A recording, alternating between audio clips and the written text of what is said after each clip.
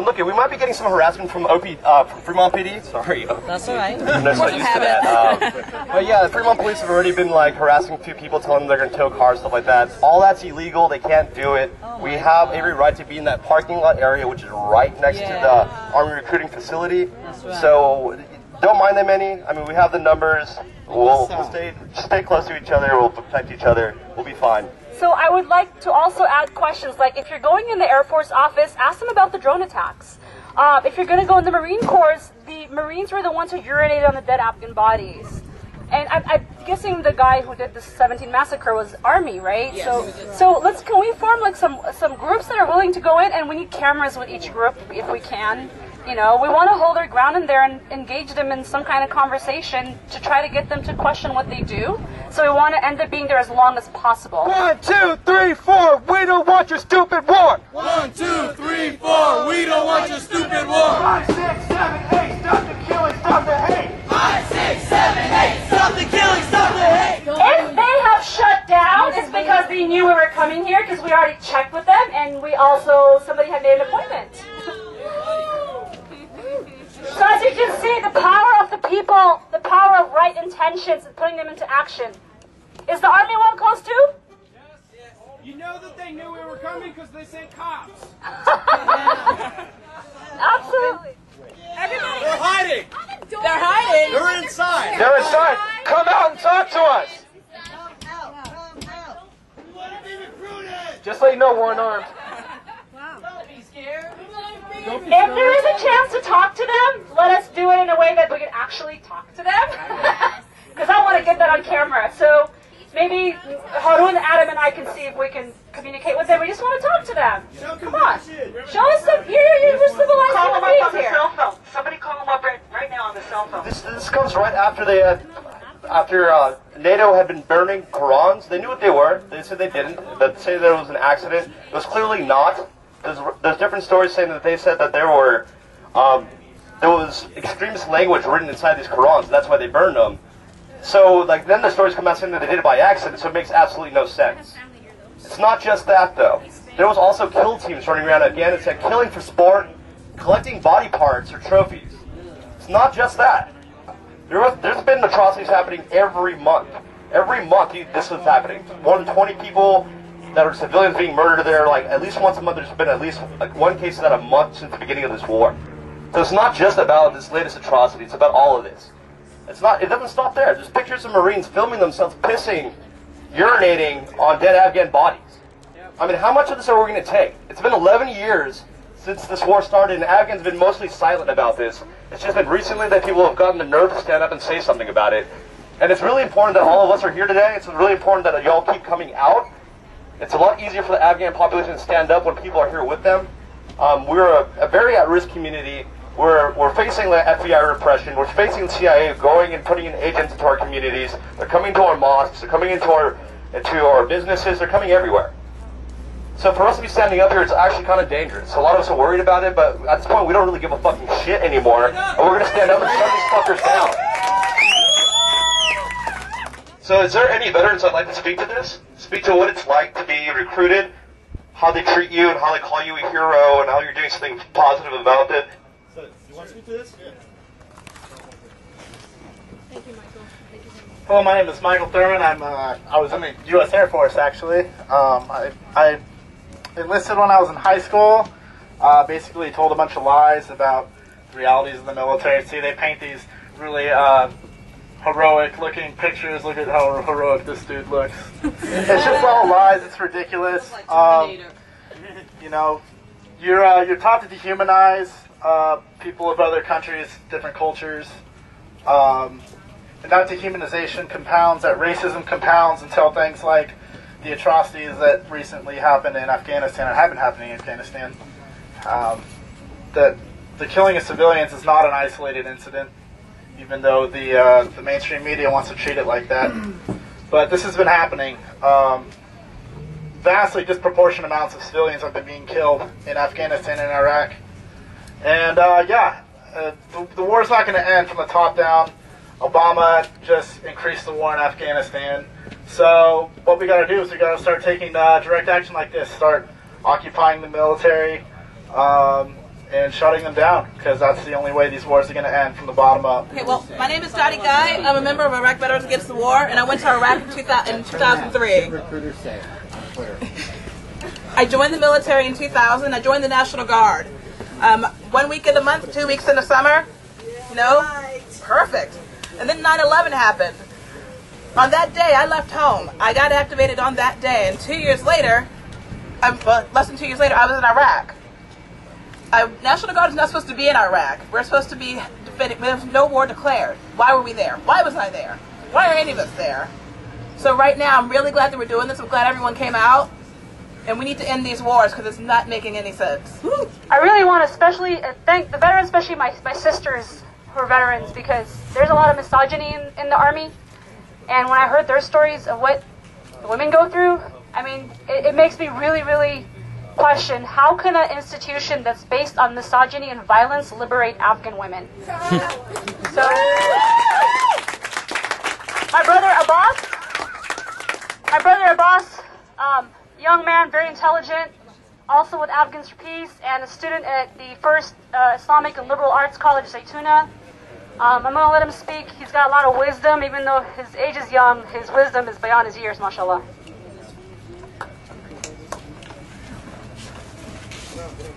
I want to greet you all with the universal greetings of Islam. Assalamu alaikum wa rahmatullahi wa barakatuh. May the peace, blessings, and mercy of God be upon you all. Sorry.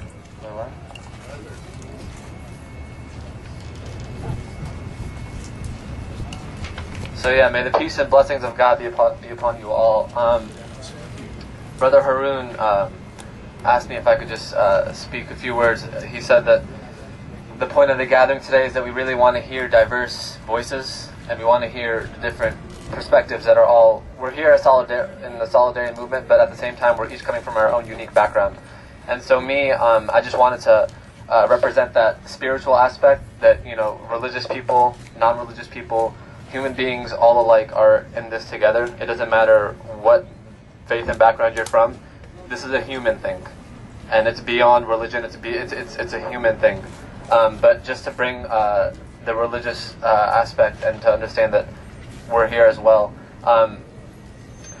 First, just a question. Has anybody read this book, The New Jim Crow? Okay, whoever hasn't read it and believes in social justice has to purchase this immediately and read it from cover to cover. That's number one. Second, since the majority of people have not read it, who believes that we, just last month was my dear role model's anniversary, Malcolm X. Who believes that today, in the America that we live in today, we have finally reached the dream of what Martin Luther and Malcolm X and beautiful leaders like that were martyred for? Anybody? Have we reached that state here in America? No. Okay, I'm glad that people actually realize that, because there's a people out there who are asleep and think that everything is good.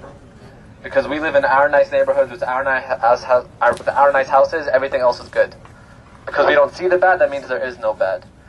And so, what this book has really opened my eyes to is that what's going on in Afghanistan and what's going on in our prisons all comes back to the same issue. What's going on with the prisons here in America, and with the natives who were here 400 years ago, it's all connected. That the reason we're in Afghanistan is because they have natural gas. The reason we're in Afghanistan is because they have minerals that have our interest at heart. None of these wars that are happening today happen without a huge impact with the resources that are available in that country. Everything is intertwined with power and money and resources. And if you don't understand that, you don't understand what's going on. Because the reason those Indians who were living in North Dakota and South Dakota were kicked out of their homes was because they found gold under the land. Up till then, they were trading with them and it was good. But once they found they have something that's of benefit for us, sorry, you got to go and we have to go for our interests. Now you have become a subtype of human. You're no longer at the same level, so we can rationalize what's going on. So this is something that we have to understand. That the same reason that we're in Afghanistan and treating them the way we're treating them, urinating on a human being, that means that in our mind they're no longer a human being. It's the same reason that we kicked those Indians out of their homes. People who lived there long before we had gotten there. And now we have, like I said, the racial segregation, discrimination, prejudice, none of that is over. It's not as obvious as it used to be. We're not spraying people with our government hoses and having the canines go after them, but we're locking them up at numbers that is unprecedented before. It is absolutely ridiculous what's going on. Our brothers down in downtown Oakland, do we know what's going on to those people? I mean, as soon as you put that guy in a criminal record, you can do the exact same things you were doing to him when the civil rights movement ended before that. Exact same thing. You say that this guy has a criminal record, he no longer has the right to education, to a job, to a house. I mean, it's completely ridiculous. You just put, he's now a criminal, he's been stripped of all of his rights, and you do the exact same thing you used to do. So until we realize that it's our system, because one thing that really troubles me about our country is that we need like 20 of these things to happen in our face for us to finally wake up. First they have to urinate on my people, then they burn their most holy book, and then we're going to kill 17 people in the middle of the night for no reason, and then we wake up. This has been going on for 10 years. Why is it now? And there's still people out there who are asleep. So people who have finally woken up, it's our duty to let our brothers and sisters know. Because this isn't going to happen until there's a widespread conscience among the American people. And I mean, everybody has to wake up and we have to stand up against this. Because we're the majority, they're the minority, but yet they spread their rules amongst us because we don't care. We simply get our food, we do what we need to do, and we move on with life. While they have agendas that we're not aware of. Like Brother Haroon mentioned, there was a kill team. But there's nothing came out about that. Absolutely no conscious movement like this. In this past December, in the winter in Afghanistan, there was a bombing where 8 young boys who were shepherding in the mountains were killed. Young boys, I'm talking about younger than 10 years old. Some people out here have kids. Imagine your 10-year-old child, your own little brother or sister being killed.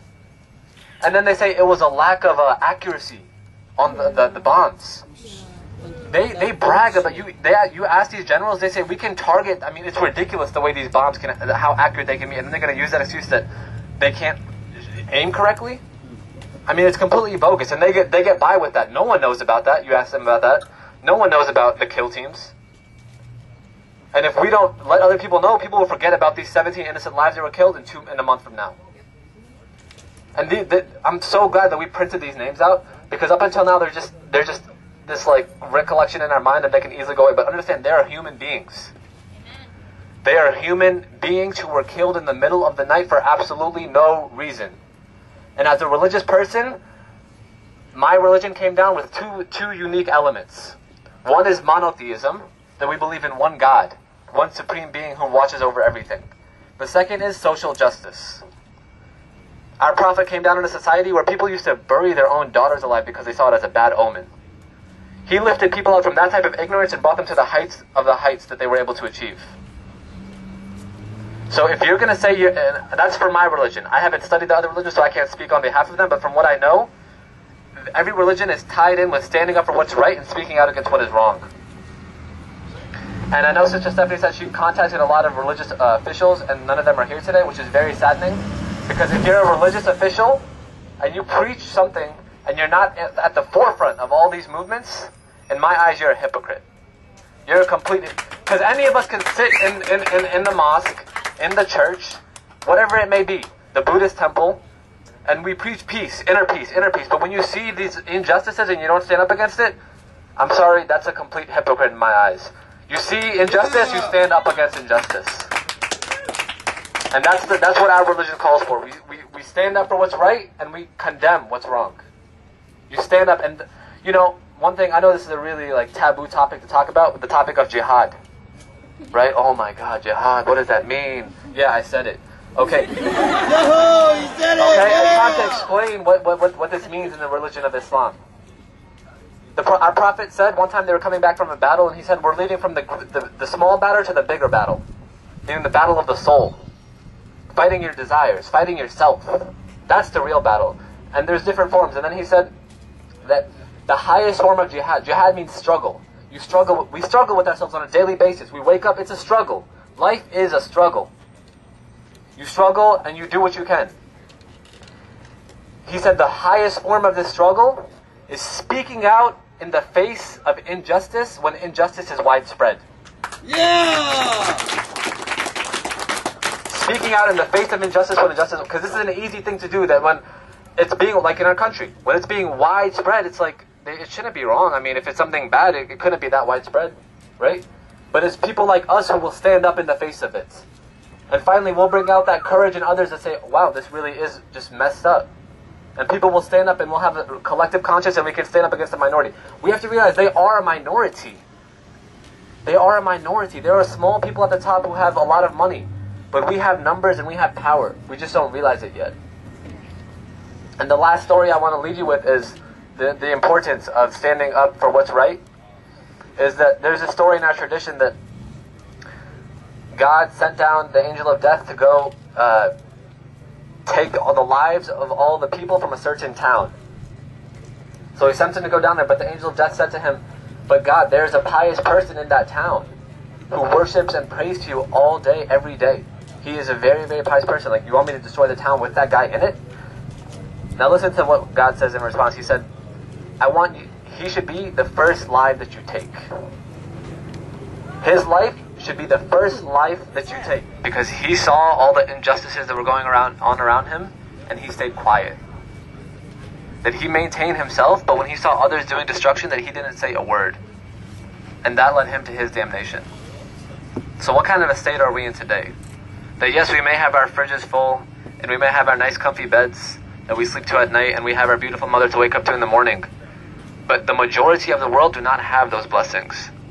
And it's realizing that, and having that sympathy, and living for other people. Like, everything that we do has an effect on the world, if you don't realize that.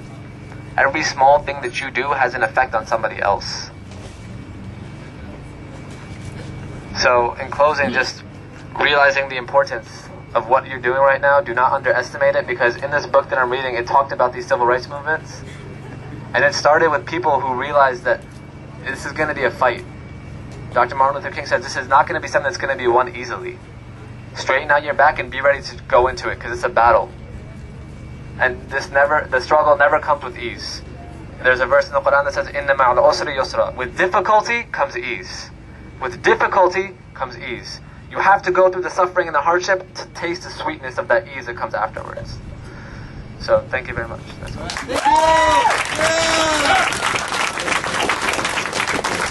You guys, with all your friends, and just bring the tents and occupy a military base for 2 days. It would be an awesome message to our soldiers that prolong these occupations. It is up to them to do the right thing, as the veterans here have stepped over to the side of peace, and I am so proud of them. And Hey!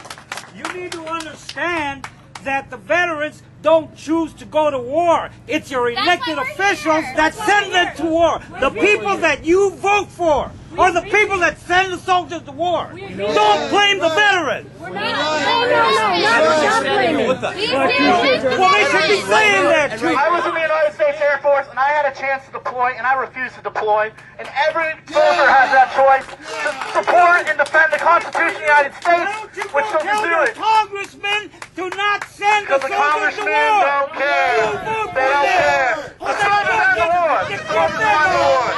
Get them out. Sir, Get them out. Elections. It doesn't matter who you vote for. Sir, we respect your opinion, but I'd like you to look at history for a moment. We're starting here. You're not going to get nothing here. Politicians don't give a fuck about you. Listen, the military is not a democracy. We'll be respectful for you, going and to we throw want me you to out? stay back. No, of course not. It's up to you. Of course not. We want you to Don't speak. give him any energy. They don't let me speak. We want you to speak in turn. People blaming the military for what your elected officials do. At this point, you're disrupting our action. Please don't feed him any more energy. Listen to the young ladies. Don't feed him any more energy. Diffuse this. It's a distraction from our message. Listen to the woman from We agree, okay? I'd rather die for this fucking country. What have you He done? died for his government, not this country. Nobody dies for the country. They die for their fucking government. Okay, I'm a black man, I'm wearing a hoodie, and I'm not suspicious. I want to get that clear. to get that clear right now. And the reason why I'm saying that is because right around the same time that so-called crazy soldier, I don't think he was that crazy, I think he was kind of doing what he was trained to do, but that's another story. Right around that same time when that soldier massacred those 17 innocent Afghan civilians, I'm sure you know about the case of Trayvon Martin. It's been all over the news. I don't need to remind you guys about it. But I think I don't know if it's a coincidence or not, or just a sign of poetic justice or whatever, but I think it's quite telling that that murder of Trayvon Martin, along with many other murders by police and vigilantes of young black men and women around this country, occurred around the same time as the massacre in Afghanistan. I think it's very telling because both of those cases reveal the deeply embedded racism that exists within this country and is permeated within our police system, our judicial system, the military, the corporate system. Every facet of the society is deeply embedded with racism. And the election of a black president is not going to change a goddamn thing about that. Sorry for using that GD word. I know some of you guys are religious, but I just want to say. But I think we need to get that clear.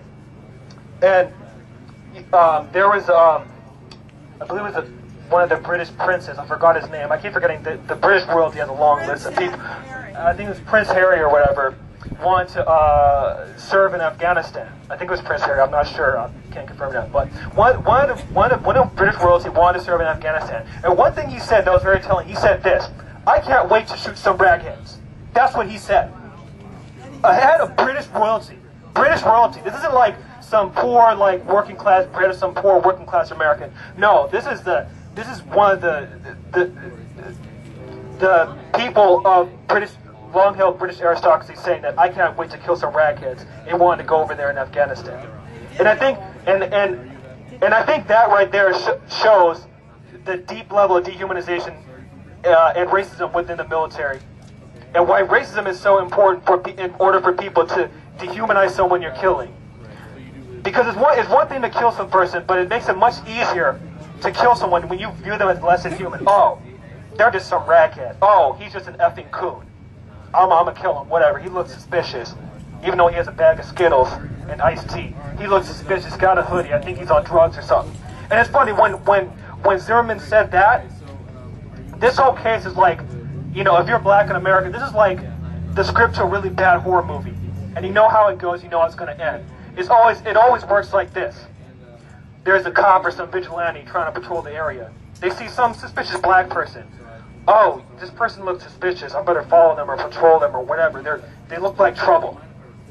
And then the person could be unarmed. They could be minding their own business. Then all of a sudden some sort of tiffle or whatever occurs, and then they get shot. And the most common justification for that is this: oh, I thought he had a gun. That's what happened with Oscar Grant when Messley shot him. Oh, I thought he had a gun. When Amadou Diallo got shot, oh, I thought he had a gun. Shot. Who had? And Sean Bell, oh, you know, we thought he had a gun, even though he has a bachelor party. Shot him 50 times in New York City in 2006. Amadou Diallo, he got shot like, what, 40 times? 41. 41 times, yeah. And it's the most common justification. Oh, I thought he had a gun. Oh, he looked suspicious.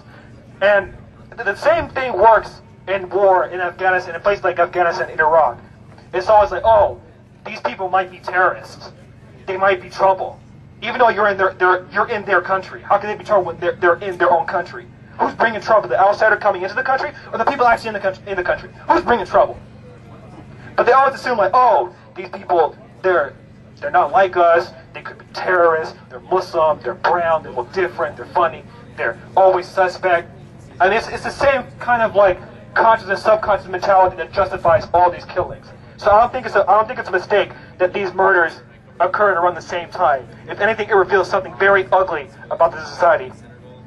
And I actually want to, since we're right in front of the Air Force, actually, and since no one from the Air Force is here, I think it's very relevant for me to bring this up. It's a little history lesson. So right around World War I, when the British were fighting, you know, the British and the French and the Italians and the Russians and the Germans and the Ottoman Empire, before the Middle East, the current land that we know, the region that we know called the Middle East, it was controlled by the Ottoman Empire. And the borders that are now drawn up in the Middle East, those are not drawn up by the people there, they're drawn up by the British and French. And so the place that we call Iraq was called Mesopotamia, the name of a very, very long, old civilization that has a lot of beautiful history. Right around World War I, this was the first time that the U.S. was, that like European powers were using aerial bombardment. It was the first time that aerial bombardment was being used in warfare. And it was always conventional within the laws of war that you distinguish between combatants and civilians. People who are part of the army and people who are not part of the army, innocent civilians. And so the British were like, wait a minute, it's going to be hard for us to distinguish between combatants and civilians when we're dropping bombs from thousands of feet in the air. It's going to be hard for us to distinguish who's the combatant and who's a civilian.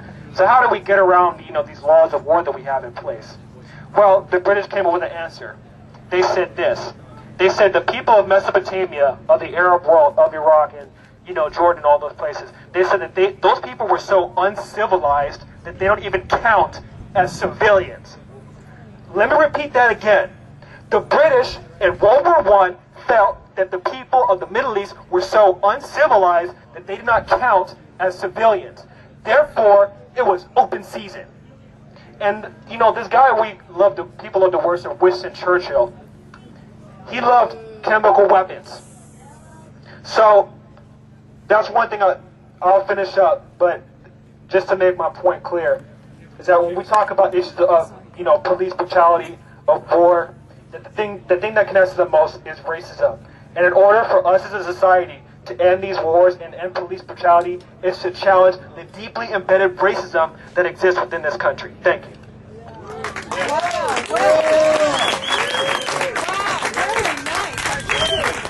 That was very powerful, Adam. Well, in 1978, it was that so-called great humanitarian president, Jimmy Carter, who signed off and gave license for the U.S. to covertly give weapons to rebels in Afghanistan in 1978. People like Gulbuddin Hekmatyar, who went around the University of Kabul throwing acid on women who he thought weren't dressed conservatively enough. And people like Yunus Khalis, who would be the general to many of the founders of who the Taliban were.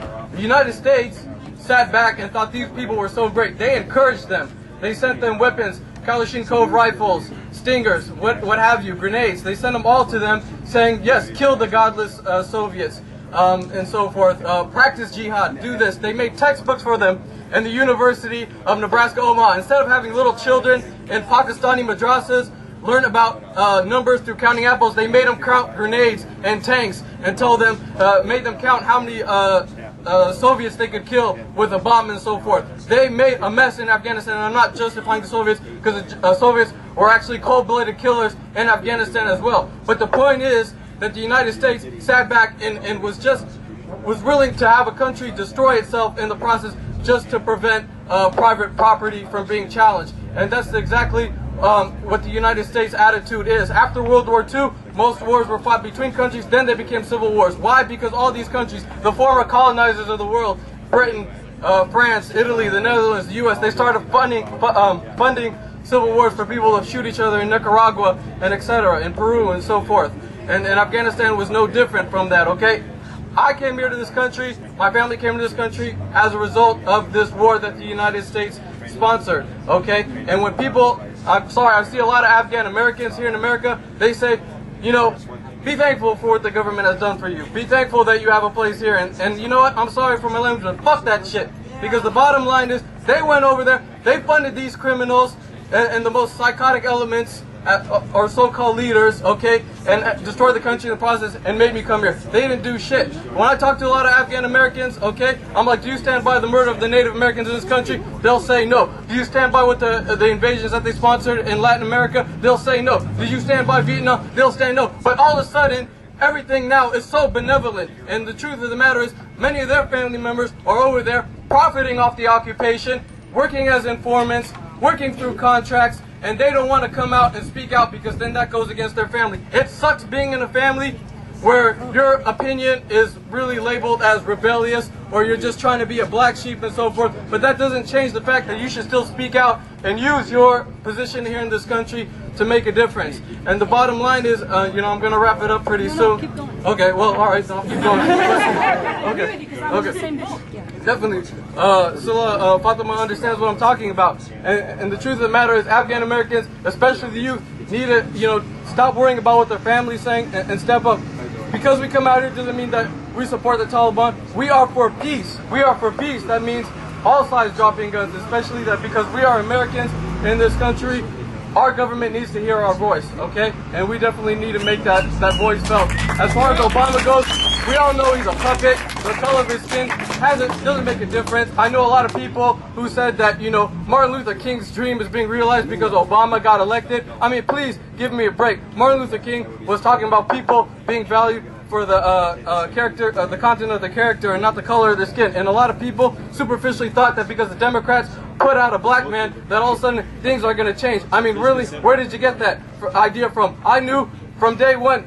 He came out and said, I plan to bomb Pakistan. I plan to increase troops out of Iraq and send them to Afghanistan. Exactly. Pull troops out of Iraq and send them to Afghanistan. And everyone knew about it, especially the way he was going to treat immigrants. Finish the so-called security fence. Re-sign the Patriot Act. These are things that he was committed to, and people should have taken the time to educate themselves about it. And people need to still take them time and stop drinking the Kool-Aid of the Democratic Party, okay? Straight up, okay? Now, I think it's very important that we're in front of a military recruiting center. When I was in high school, I saw a lot of friends end up going to the military. Why? Because our education was shitty. Why? Because there's no jobs out here. We would sit in graduation and we'd see the few kids who got into Cal or maybe UC Davis, and we looked around and said, well, where the fuck do we got to go? All right, we have nothing looking forward to us. A job at Taco Bell, community college, when our education really hasn't prepared us to even take on that, so I understand it. But at the same time, every person who's thinking about joining the military, and we all probably know people who are actually thinking about doing that right now, we need to tell them that you need to make a decision whether to put other people's lives in front of yours and say, you know what, it's okay, I'm gonna find another way out, okay, I'm gonna find another way to survive, rather than just going to another country and shooting up people, okay? That's what we definitely need to do. That's the message that we definitely need to spread. We need to educate ourselves about what the United States has done in Afghanistan, what they've continually done in Afghanistan. It's been a stupid, fucked up policy, very selfish, and it's only going to continue that way. That's why I'm against this occupation. Is everybody down to march, little couple? Yeah! 1, 2, 3, 4. We don't want your racist war. 1, 2, 3, 4. We don't want your racist war. 5, 6, 7, 8. Stop the killing. Stop the hate. 5, 6, 7, 8. Stop the killing. Stop the hate. Whose streets? Our streets. Our streets. What are they recruiting for? Murder, rape, torture, war. Justice for Trayvon. Justice for Afghanistan. Justice for Trayvon. Justice for Afghanistan. Justice for Trayvon. Justice for Afghanistan. Justice for Trayvon. Today is the global march to Jerusalem. Global march to Jerusalem. So let's show some solidarity with Palestine.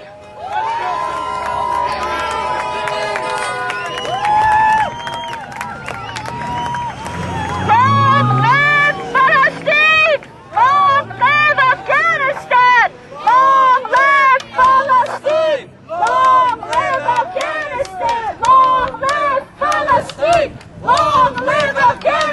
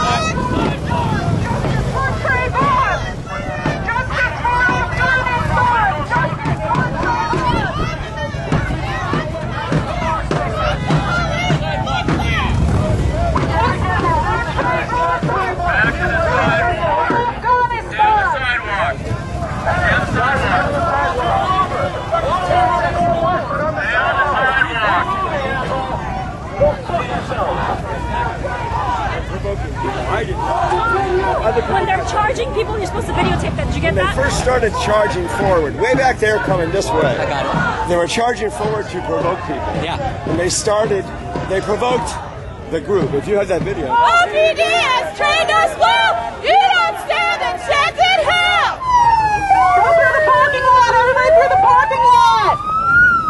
Let's go through the parking lot. Everybody through the parking lot.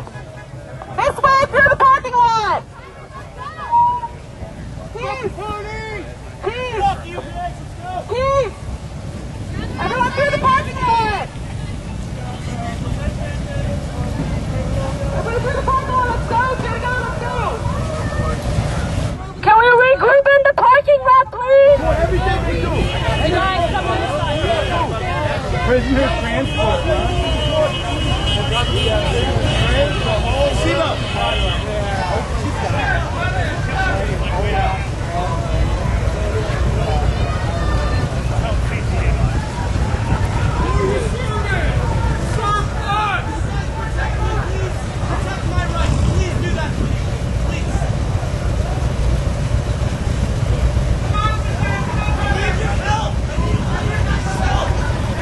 Put it on YouTube. Okay, for sure.